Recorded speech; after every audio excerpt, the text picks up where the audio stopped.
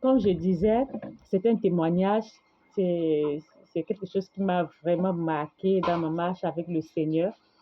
Il y a quelques années de cela, un ami de mon mari est arrivé à la maison. Mon mari avait voyagé et il est venu nous rendre visite avec les enfants.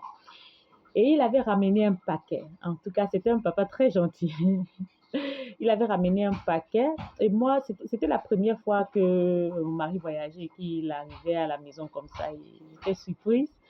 Il nous a gardés et puis ça m'avait touché ce jour, ça m'avait touché et subitement, je commence à ressentir quelque chose dans mon cœur.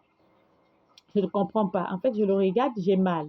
Je le regarde, je sens, c'est comme si je ressens sa douleur. Et puis, je ne comprenais pas ce qui se passait. Il est parti. Quelques jours après, sa femme est arrivée à la maison. J'ai raconté à sa femme, voilà, ton mari est arrivé, mais son esprit crie au secours. Sa femme m'a demandé, son esprit crie au secours comment? J'ai dit, moi, mais je ne sais pas ce que je suis en train de te dire là, mais c'est ce que j'ai reçu. Son esprit crie au secours.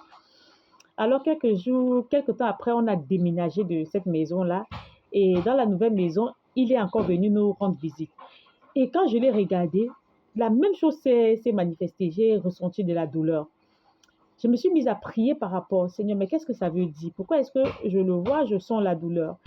Et quelques jours après, je crois que c'était vers 17h, 18h, j'entends la voix du Seigneur me dire, va vers lui, dis-lui. Il y a quelque chose de mauvais qui se prépare.